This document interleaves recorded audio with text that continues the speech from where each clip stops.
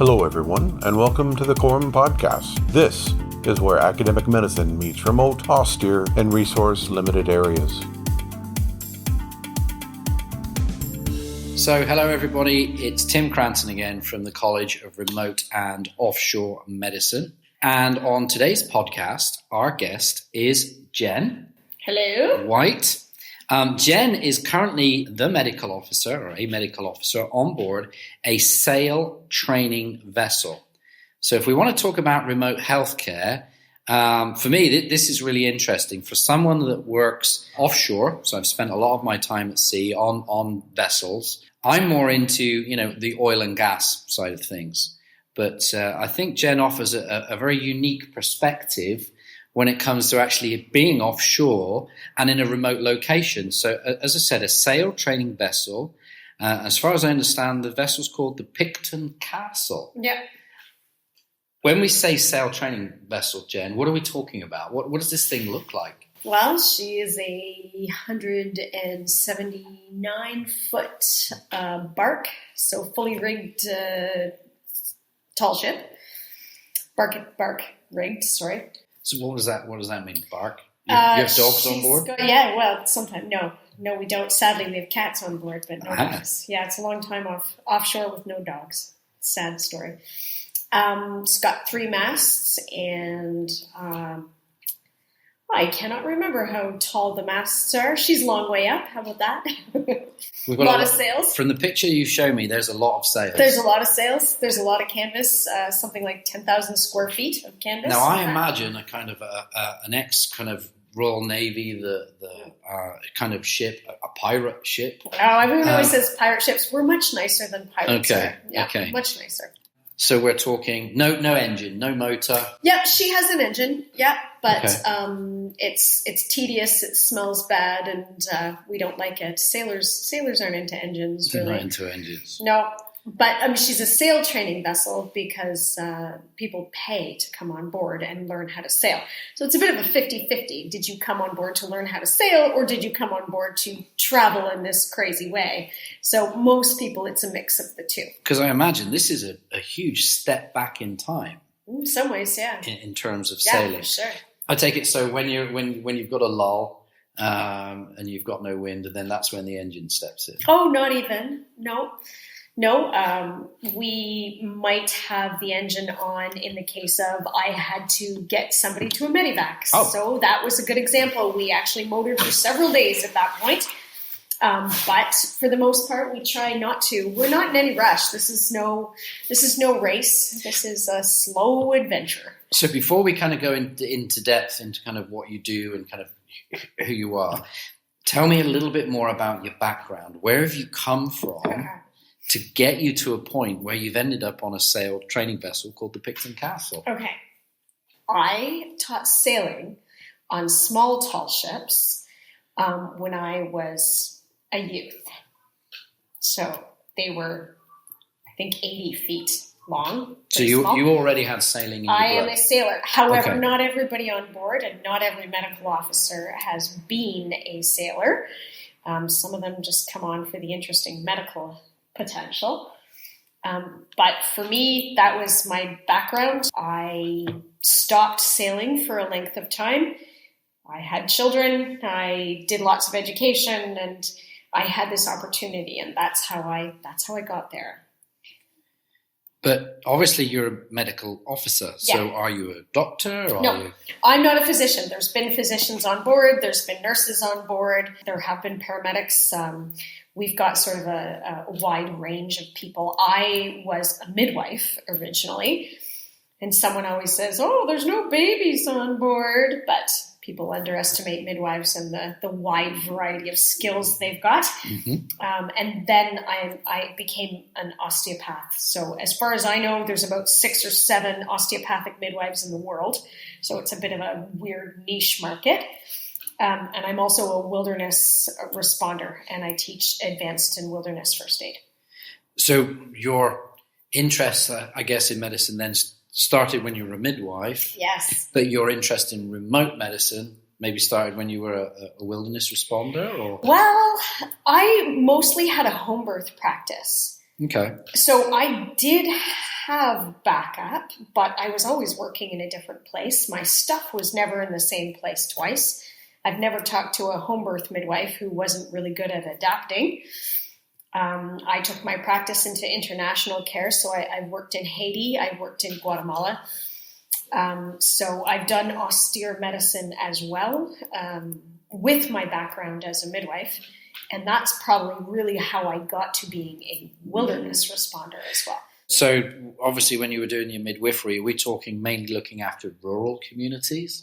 No, it was across the board, really. I did not have hospital privileges at that time, so it was mostly home birth practice. But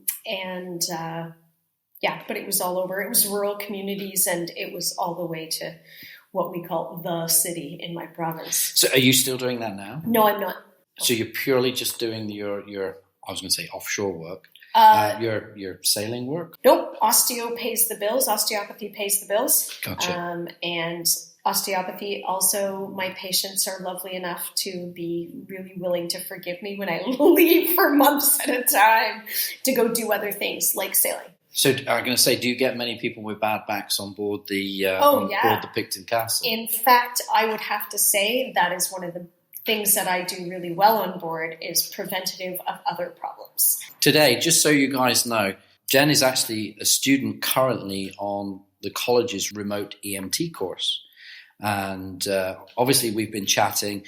We all chat in the classroom, and the idea being is we get an idea of everybody's background, so that we can orient our training and everything to suit people's experiences and people's needs as well. So it's really interesting when we come across people like Jen, and it's really interesting for me because, one, I kind of want to know what your motivations are for coming maybe on a remote EMT course, but at the same time, it's interesting to hear someone else's perspective when it comes to remote healthcare. So again, for myself, working offshore on ships and on vessels, like I said, a sail training vessel is something very different in terms of what I'm used to. So in terms of your client base, obviously you've said that you fix backs. I did. What might we typically see in terms of your client base on board a sailing ship? Do you get a lot of sick people? Is there a lot of trauma? What are you dealing with on a daily basis? Again, I really feel like prevention is our best defense, as it is everywhere, of course. We do have people's medical backgrounds before they come on board. For example, I had somebody very recently in my crew roster who she's on anticoagulants. And I said, I'm really sorry, I can't sign off on this. But my doctor signed off on it. Well, your doctor's never been on a tall ship. I guarantee it. It's not reasonable to be on. And in fact, if I looked at Canadian law and sailing and no, anticoagulants are a no-go. So I had to sort of think about that in terms of, and people are super disappointed. Like, I don't want to have to say that to anybody because only really adventurous people show up. And I'd rather not say you can't go on this adventure. But I'm afraid, when we have a 35-day passage and it might be 10 days till I can get you anywhere, I have to think in advance. And it's a pretty rough environment. It's the chances of tripping, falling at night when you've got no lights, the chances of slamming into something, like those kinds of injuries are not uncommon. Like, luckily we don't have huge traumas often, but things happen. Does the vessel move around a bit? How stable is it? I was hoping to show you that video, actually, because it is kind of fun. Depends on where we are. I mean, we sailed around the Cape of Good Hope while I was on board, and there was some movement.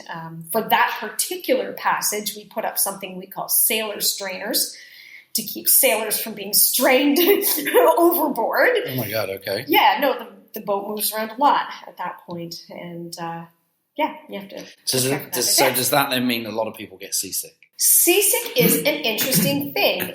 It actually was quite fascinating to me. There are people who have signed on to sail around the world, and every time the ship stops for a week or more, they get sick again. And they still keep going. And some of them look like death warmed over. We were talking about scopolamine, And honestly, by the time I was on board the last trip, they'd gone enough distance that people were like, nope, just leave me alone. I'm going to put my head in the scuppers and barf for a few days. And then my whole job is to just make sure they're not dehydrated. Right. I just walk around in circles and make sure. I remember being told once that if anybody ever tells you they never get seasick, they're lying. I've never been seasick. Everybody gets seasick at some point in their life. It's going to happen at some point. Yeah, I have heard that You've too. been lucky. It's never hit me. I have sailed in some wicked weather, and I'm grateful because it looks really bad. Right. And for some people, it's a solid 4 or 5 days, and then they come back. And honestly, the ship still has to keep running. So, they don't have to be full duties, but they do have to participate in life. So if somebody is sick or somebody's ill, you said you sailed around the Cape of Good Hope. So, yeah. It's the middle of nowhere. What do you do in terms of somebody getting sick? What do you do with them? Do they go in their cabin? Have you got a hospital? What facilities have you got on board to look after somebody? We got a whole lot of nothing. Oh. I have a pile of equipment. I have everything I could have imagined, like really beyond my scope of practice, some of it. But I don't have a sick bay unless I'm desperately in need. There is no hospital on board? There is none. Nope. I have people's bunks. If I need to isolate somebody, we can make something happen.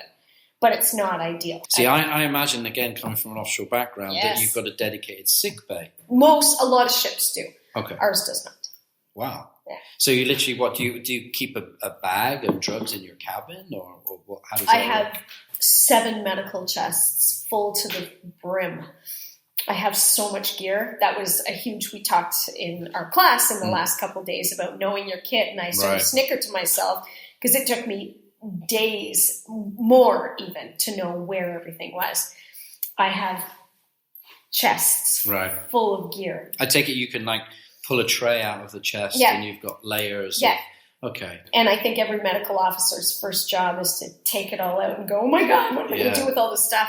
Put it back in an order that you hope that you can, and eventually you get pretty good at where it all is. So you've got kit that you would deal with trauma. Yeah. But I imagine you deal with, if it's anything like myself, more illness. Yep. Okay. Yeah, a lot of skin stuff. Okay. A lot of skin stuff. And prevention from that is some medical officers have different philosophies, but part of my job is to be like, you are a pig, go clean. Sailors, they resist cleanliness. It's amazing. We know that hygiene is obviously extremely important. Yeah. Especially when you're in a closed environment. In a tropical closed environment. Right. Yeah. Right. Yeah, for sure. So, COVID. Did you have issues with that? We didn't. Our ship didn't sail, in fact. A lot of countries that we would have gone to were very closed down to anyone coming through. And also, I would have argued it, I think unethical, really, to potentially come to these teeny, tiny little places with it would have been a ship full. We would have totally overtaken some of these little countries, literally. So I had an interesting experience. We sailed into the island of Rodrigue in Mauritius, which is in the Indian Ocean. And the Minister of Health needed to come meet me, which the captain was like, could you please clean up something somewhat? I looked like a disgusting sailor, as I did all the time. Nobody cared what I looked like, which is why I love being on a ship. So you're not wearing whites? You're not wearing a uniform? No, I will disabuse anyone of this notion that there's a martini deck and flowing dresses. No, there was none of that. So the Minister of Health came down and met with us, and it was really interesting. And he said a ship over a certain size, partially I think he also wanted to see our ship, he needs to meet with the medical officer. He needs to make sure that there hasn't been any fevers. They had a wild outbreak of dengue a few years before that a ship had brought in. Wow. And it was really wow because their entire economic system relied on their honeybees. And they had to spray for dengue, and they killed their entire economics in one fell swoop. So they took ships and health very seriously. So he grilled me about the state of my crew. Wow, absolutely. It was fascinating, though. It was just really interesting to be. Do you know what? It's amazing how much of an impact one group coming into a small a community. Island. Yeah.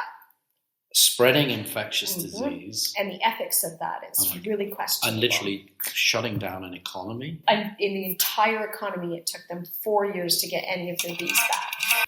It's an aspect of global healthcare. Yes. I have an interest in global healthcare, and it's an aspect of global healthcare in terms of disease and how disease is spread worldwide. Yeah.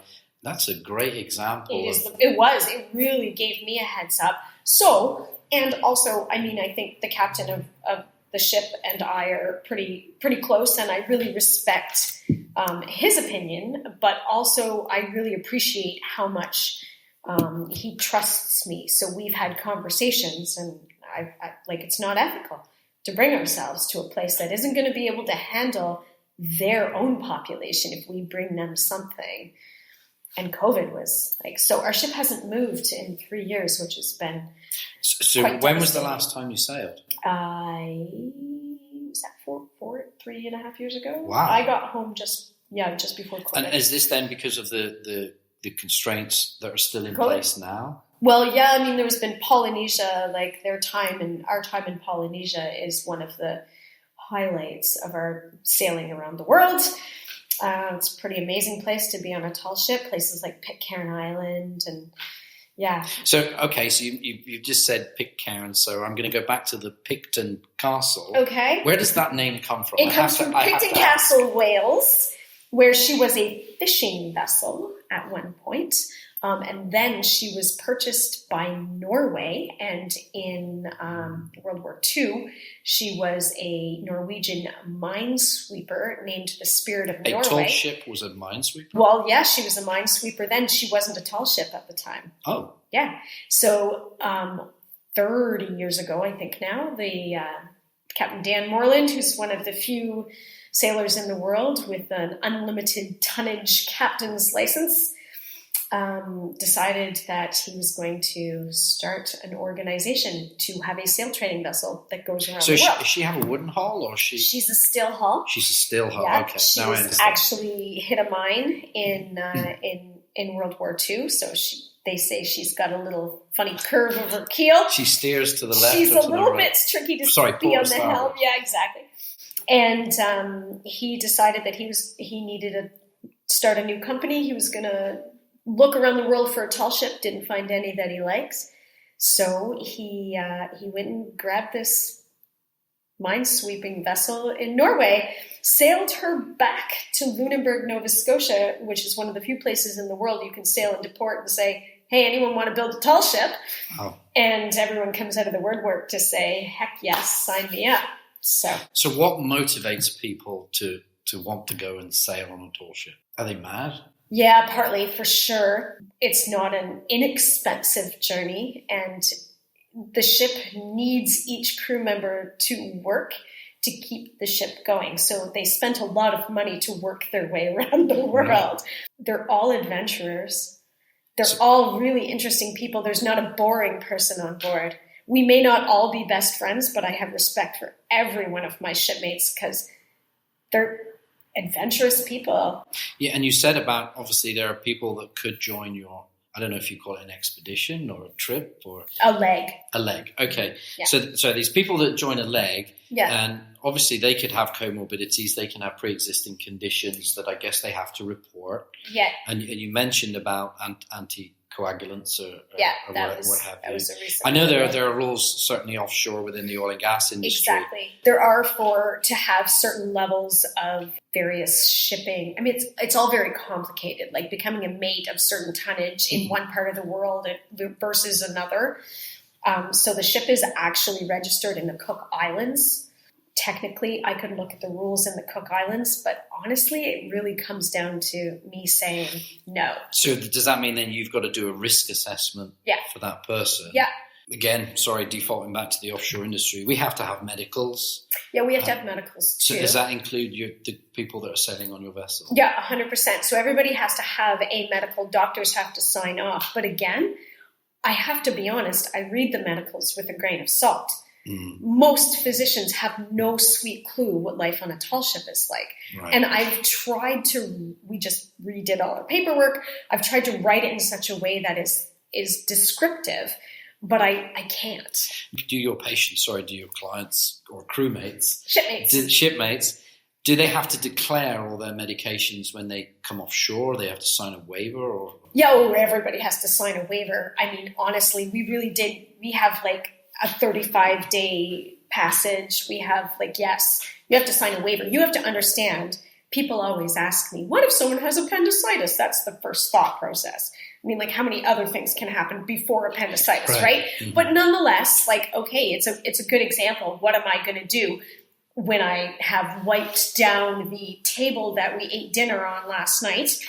And I have actually done some minor surgery on our tables. Wow. Well, you said you didn't have a sick It's primitive, day, so... man. It's primitive stuff. Am I going to do an appendectomy? Sure, I can try, but do you have the facility to be able to call for help yourself? In other words, so I do have a telemedicine. Okay. And one time I have phoned that telemedicine service, and Captain kind of rolled his eyes at me and said, they're going to tell you to evacuate. And it was a full 10 days. Really what I needed advice on, was there anything else that I have not thought of about a torn retina that you can tell me about? And they were like, you really need to evacuate. And I was like, For me, I have the luxury of, I guess, calling the Coast Guard. Yeah. And usually within a few hours. Oh, yeah. Which we consider to be a long time. Yeah. You're in a completely different place in that you don't have the luxury of, I've got to wait a few hours for a Coast Guard. Yeah, no. What did you just say, 10 days a week? Oh, it could be 10 days. Easy. Yeah.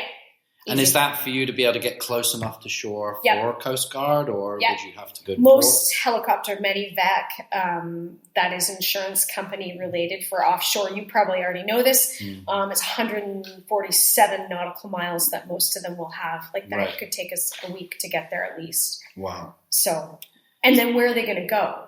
I'm off some tiny island in Polynesia. They've got to take you someplace. So you need strict rules in terms of fitness then for your clients. Yeah, there's definitely a certain fitness level. We could be stricter, to be honest. On the other hand, these are an adventurous group of people, and they understand. But it is a business at the end of the day. It's a business. I feel pretty comfortable. I'm not fighting the financial problems. I've never had the ship's company say to me, no, we won't buy that kit, or no, we're going to make that decision. Some of my medical decisions have cost the ship thousands and thousands of dollars, and they do not argue. They don't ask me to even justify. They don't blink an eye.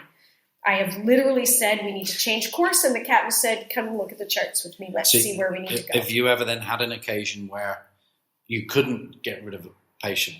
I mean, God forbid, somebody passed away on board. Oh yeah, that's always somewhere in the back of my mind. Right.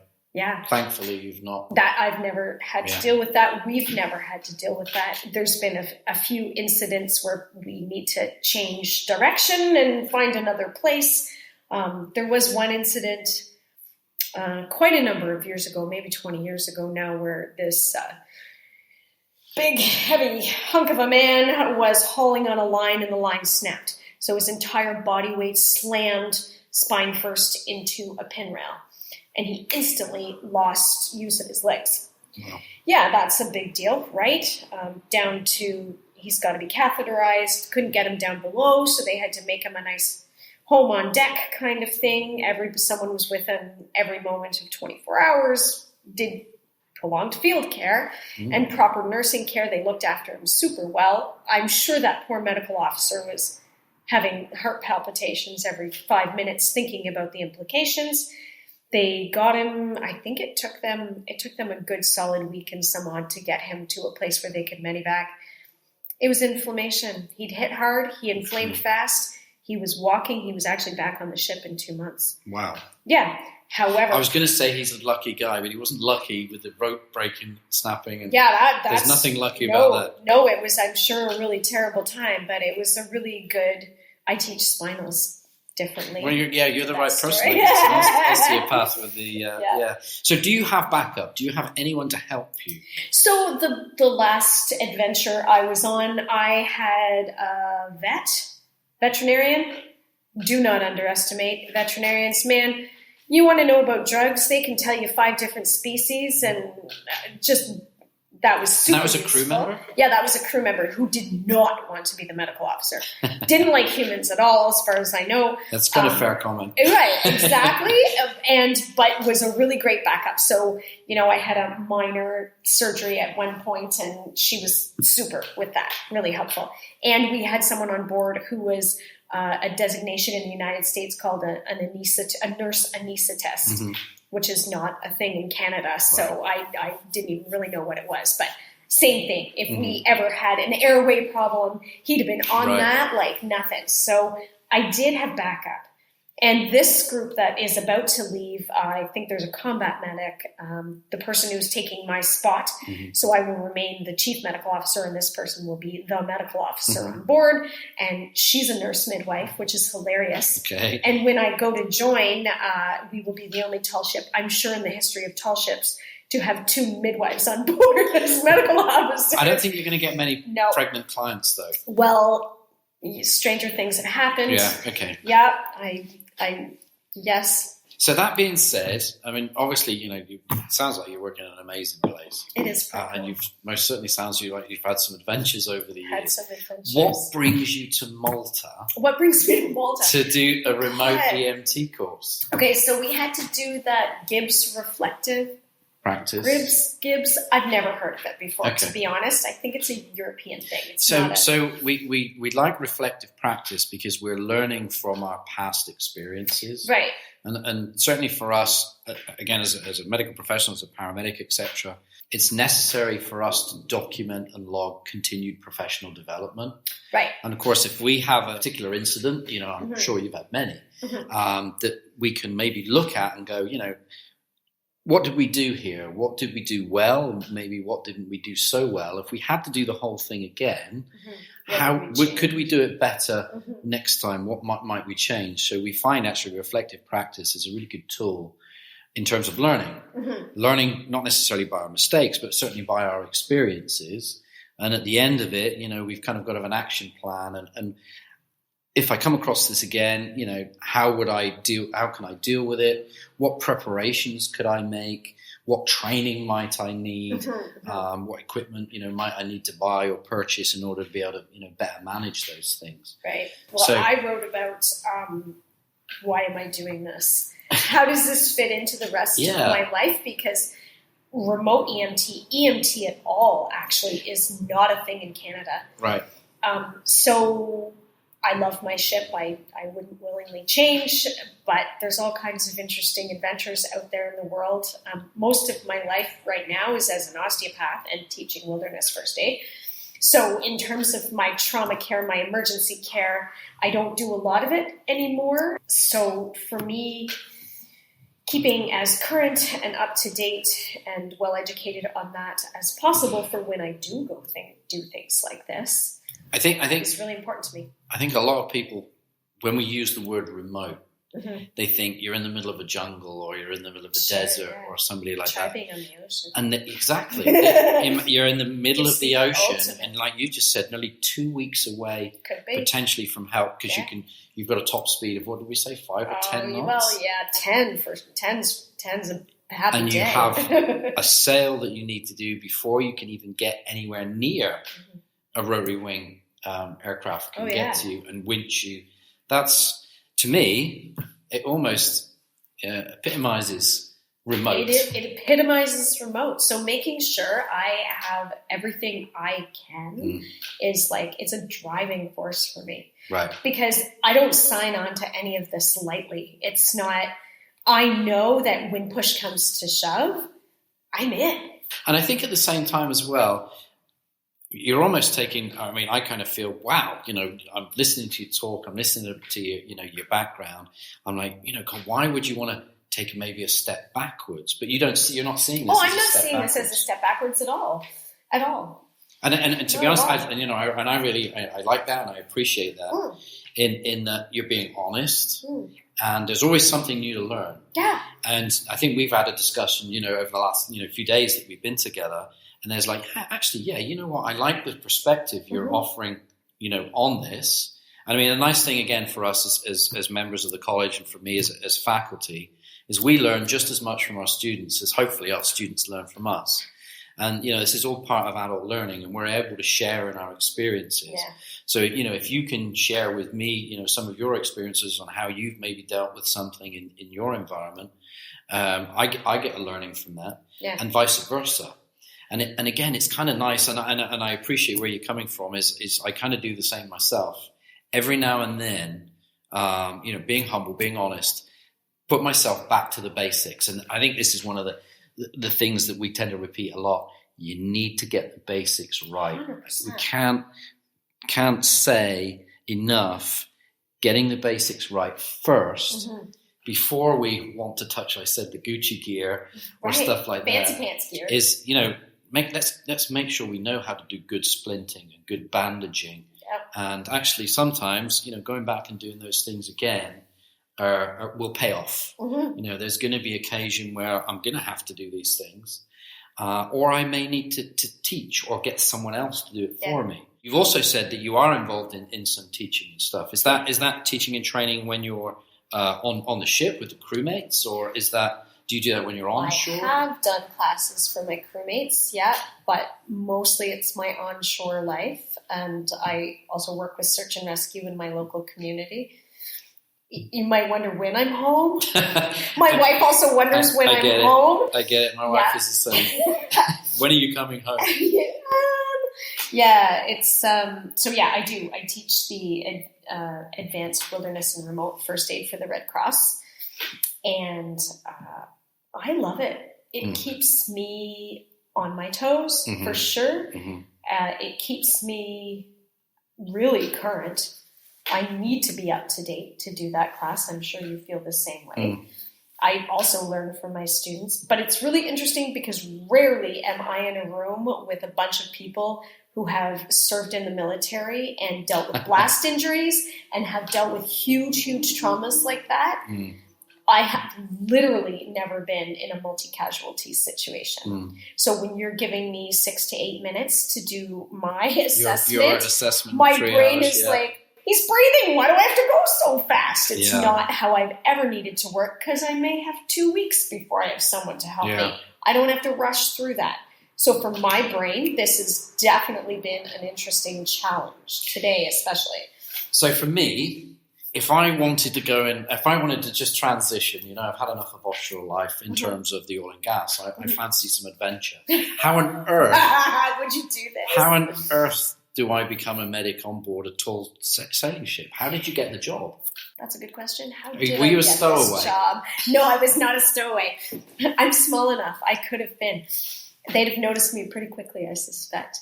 I'm trying to remember, but I'm pretty sure one of my old sailing buddies was like, hey, you need to get your CV in there. I'm pretty sure they need somebody. So I chucked my resume at them, and they were like, yes. Can you come for the next year? And my answer was, no, I cannot. I do still have a life and an income here that I should respect.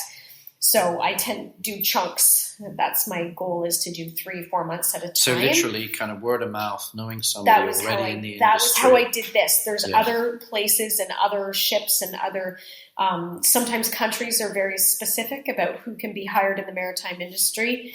American is very particular. They have a designation called medical person in charge. And to have an MPIC is something, but also being an American citizen is the only way you'll get on a lot of those ships. But there's other places where really it's just contacting them and being like, I've heard about your organization and here's my CV if you ever need a medical officer. Can I literally just Google it? Or okay. Yeah, you can literally just find the ships. There is actually a tall ship employment industry. Okay. Yeah. Okay. Again, when I found out that obviously to be paid well. Yeah. Okay. So that was going to be the next thing I was going to kind of to get to. If you want to work in one of these places, from what I understand talking to you, there's a high reward in terms of from the personal aspect, interacting with other humans. Yeah. But the financial side, not so much. It's terrible. But you know what? Here's the thing. And somebody gave me this perspective once in one of the places I worked in, a remote site in Guatemala. And there was somebody there she was a permanent volunteer. She'd been there for over a year. And she said, I lived in her part of the world was Seattle, Washington. I worked for a big company and I made enough money to pay my rent, own a car that I used to get to my job, to pay my rent, and the car to get to my job. She was always at zero. And I think there's a lot of people who live at zero. Right. So if you could sign on to be on a tall ship and remain at zero and get a ton of experience and do cool things and see the whole world and make the best friends you're ever going to make, you're still at zero. Have you lost anything? The hard thing is when you have an income that you have to give up, and people do to be on this ship. I know people that have sold their house and quit their job to do this. It's a bucket list thing. Because of the lifestyle that it affords? Yeah, because it's a bucket list. I sailed around the world on a tall ship. Lots. You haven't got any tattoos on your hands there? There's no swallows? Oh, yeah. No, there's not. No. I did have a plan. In both directions. For this, I did have a plan for this next adventure. There is a tattoo artist in Polynesia that the ship has been going to for 30 years now, I think. And you get to tell this person about yourself and about your life and where you want the tattoo and how big you want it, but you don't get to say what is on it. Okay. And he will tell you your story in your tattoo. I have something similar from a trip in Thailand from a Buddhist monk. So yeah, I guess I understand. That was on my list. Where you're coming from. Trip. Yeah. In terms of advice. Oh boy. So like I said, if somebody came to you and said, hey Jen, I'd listened to the Coron podcast, or maybe somebody sends you an email, what advice can you give me? What should I go and do? How can I be best prepared to do this crazy job? To work on a tall ship? I think being part of other austere situations first. Okay, so you need experience. Yes. Right. Yes. This is not a job you could walk into cold. Let's say I was a nurse in a hospital or a paramedic and I'm looking for a life change. Yeah. Could I just walk into this job or? Well, you probably could. If we are in need of another medical officer and a paramedic shows up, I'd be excited to say, look, here's this paramedic. But if you are not comfortable outside of your own clinic with a pile of backup, ask yourself, how fun is that going to be for you? And the reality is there's not that many injuries and issues, but there's always some. Right. And there will and the other thing is, if you are a person who needs very strict scope of practice, standards, protocols, this is not for you. Okay. It's like when I worked in Haiti. It's like when really austere environments, I've never not been like, whoa, if I was at home, this would be a no-go. So do you have a set of, SOPs and stuff that you work to? Nope. You're shaking your head. Nope. Okay. Not really. Okay. No. Technically, you are rendering first aid. Right. Technically, that's what it is. Right. But because I know maritime pile of gear.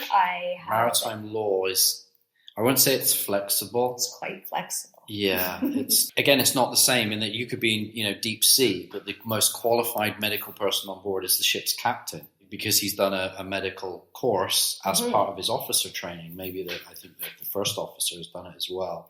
Right. But I've had conversations with skippers. Yeah. And they're with like, captains. no, thank you. And the reason I'm saying is the Ship Captain's Medical Guide is a book that I know, because I think it's certainly a UK maritime thing, that vessels are with their standard medical equipment. They have certain textbooks that I think they have to have, and the Ship Captain's Medical Guide is one of them. And if you're having a conversation with somebody about a medical issue because they've called you for advice, so I've actually been called, by a vessel that's looking for some medical assistance. We've been the closest, there's been a medic on board, and I've got on the radio to talk to the captain. And the first thing I ask is, have you got a copy of the Ship Captain's Medical Guide? Yes. And they go, oh yeah, hang on, I'll go and get it. Right. So I've got my copy, he's got his copy. So you can reference. And we could go through the same references, but there's a couple of great sections in this particular text that go through abdominal emergencies and again, male and female, and chest and various signs and symptoms that we can actually work through to come up with a diagnosis for our patients. So I guess if you haven't got direct recourse to topside, so a physician in a hospital or wherever, which we would always have. You can maybe talk to another vessel. Yep. You've got textbooks you could refer to. We've got, I don't know if you know Tintinelli's ER guide.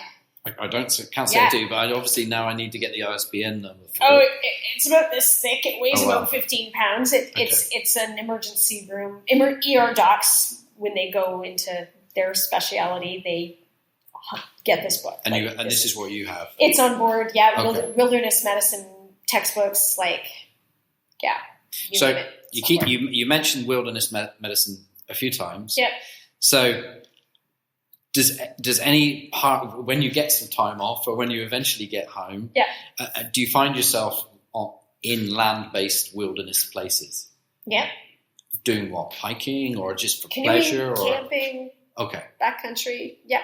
But you're not. Are you taking any organized groups? No. Okay. I'm done with people by that point. But I think you. I'm kind of a hermit. You've had enough. Fair enough. But and you said you do some local search and rescue stuff. Yeah. Okay. And tell me more about that. It's a volunteer organization. There are no paid search and rescue in North America except for ski patrol people. So we have a local group and we train regularly and I teach the medicals and I'm responsible for all the gear. And if we get called out and there is a medical, I always say to my colleagues that, we've got one subject and 100 searchers in the woods. Who do you think we're going to be treating? Then I would get, now I can't be there all the time. It's volunteer, but we sort of trade up. There's a physician in our group. There's a paramedic in our group and we trade up who's on medical lead. And it's a little bit loosey-goosey that way. There's always someone who can do the work. And I taught wilderness first aid to every single person who's been on the team for a year or more. So I always am saying we need a culture of excellence. We've been talking and you said you're interested about going to Tanzania. I am. Why? Because, like I said, it's not my emergency skills are things that I work to keep up. They don't land in my lap the same way. I would say I did more of that as a midwife. Right. You're constantly, I'm not saying giving birth is a medical emergency, but I'm saying it could be. Anything could be, walking home. Ectopic pregnancy. Acute abdomen. Yeah, with our female, 100%. Yeah. So that's partly why. And also I think it's really exciting sounding because it's all different levels of individuals coming together to give care. That's a really unique opportunity, really. So I say that's a unique opportunity because I usually work by myself. Yeah. And you're a lone healthcare practitioner. Yeah. So it's exciting for me to be in here, you're invited to come work in this clinic. That's great. I'm in. I sign in. Tanzania is most definitely is a very good place. I just need to win the lottery to get experience. Yeah, I know you told me earlier on you spent a lot of money to get to Canada to Malta. Yeah. But then again, for me personally, that demonstrates your willingness to want to learn. Oh, I am. And I think for myself, from my own perspective, as remote healthcare practitioners, we should never stop learning. I agree. And I think you almost personify that by, with all the experience and everything you have, coming back to Malta and going back to the basics, making sure you're getting the basics right. Again, kind of personifies that you know what, it's never too late to keep learning. No. We need to make sure we get the basics right, and especially when you're in arguably such austere and remote locations, it's really important to stay up to date. We never stop learning. Not if we're clever about it. Right. In any field, I think, who wants to stagnate? No. Sometimes some people do. If they're happy in, the place that they're at, and arguably, certainly within my industry, there's one or two individuals that, don't really do anything outside of their rotation to their work location. I would find that hard, actually. And I think, like most of our listeners out there, being a medic or remote healthcare practitioner, it's a lot more to them than just the paycheck. Oh, yeah, because there's all kinds of things you can do to make a bigger paycheck if that's your driving force. Right. I mean, I get it. You know, we've all got responsibilities. Yeah. You know, there's a mortgage or whatever. But then I think those things are also choices. Yeah, I do too. And we use that analogy about living to work or working to live. Yeah. You know, what do you want? If working facilitates you being able to do some amazing things and go to some amazing places, the rewards can be, you know, second to none. You also mentioned about your partner as well, and certainly again for myself, they also facilitate us and support us. I couldn't do it without having the support of your family, having the support of your colleagues as well. Is also a really important aspect of this job, or this life, should I say. Yeah. I don't think I can call it a job because I enjoy doing it so much. Yeah. If somebody's mad enough to pay me for doing what I really enjoy, don't tell I know, that. don't give away don't the secret. Say that. But, you know, it's that adventure. And I think maybe, you know, certain people or people like us, we're drawn to that. Yeah, 100%. And we get to interact with people and we get to look after people. I'd like to think, you know, we make a difference. I like to think we do too. Jen, what I want to say is thank you very much for making yourself available. I know you've got studies in anatomy and physiology. My anatomy and physiology is We fun. work these guys quite hard when they come on the EMT course. True. It's pretty intense. It's true. Tomorrow we have prolonged field care, austere emergency care that we're going to be doing. I don't want to give too much away.